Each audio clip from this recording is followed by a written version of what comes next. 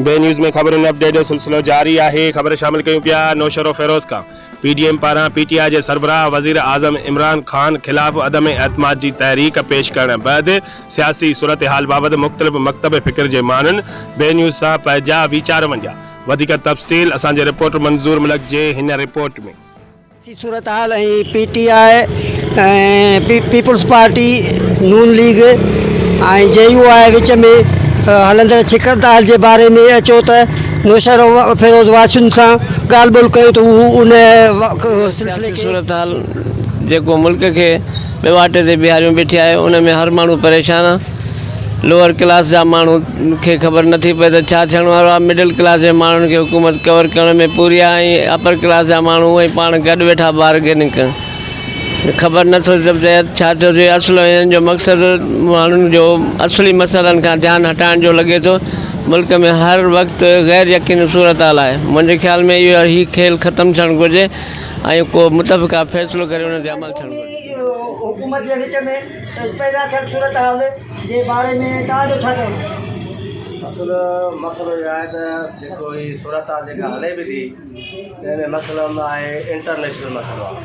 अड़ो मसलो यह है तो जो यूरोपी यूनियन है यूरोपी जो मानू वे चाहन था तो पाकिस्तान के अंदर में जो अमेरिकी लॉबी आ हुए असल गेम वह भी हले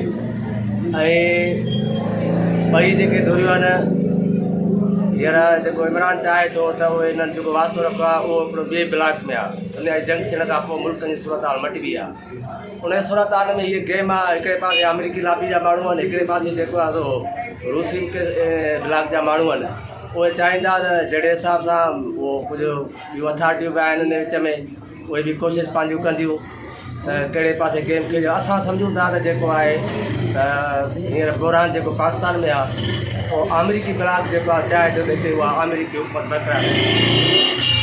50-50 है मुल्क की सूरत हाल है। एक तरफ जो यूरोपी यूनियन है एक पास जो रूसी ब्लॉक पियो थे उनमें असांजा मफ़ाद कुछ जो सऊदी अरब सां उन चाइना सां मफ़ाद भी उन ॻाल्हि के मद्देनज़र रखो असां इनके दोस्तन के सलाह दींदासीं तो इन सूरत हाल में तकरीबन सियासतदान के गॾिजी करे वेही करे हिकिड़ी मुल्क की सूरत हाल के बेहतर बनाइण के लाइ वो हिकिड़ो सुठो कदम खणनि जंहिंमें पासे मुल्क जो ऐं पंहिंजे पीटीआई विच में ताज़ी जो सियासी जंग शुरू थी उन जे बारे में तव्हांजो छा चवणु आहे? हाँ PDM ऐं PTI जो हले भी तो इहा जंग न चबी इहो हिकिड़ो शऊर आहे हिकिड़ो जमहूरी हक़ आहे। पर इहो जमहूरी हक़ न आहे त जेको आहे सो आइन जी लताड़ कई वञे ऐं उन खां पोइ उन्हनि खे अफ़रा तफ़री करे ऐं ज़ोरी लाथो वञे। सो PDM इन में फेल वेंदी।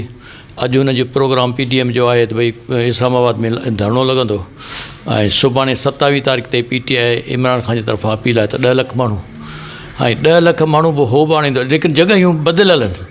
हुन जो पहिरें डी चौक ते ॿिन्ही जो प्रोग्राम हो उन्हनि खे PDM वारनि खे जुदा रखियो अथनि प्रोग्राम हुन जो जुदा रखियो अथनि जंहिंजे करे इनशाला हुकूमत कंट्रोल करींदी। असांजा एजेंसीज़ हुकूमती अदारा इन ते मॉनिटरिंग करे रहिया आहिनि ऐं हर कंहिंखे हक़ आहे।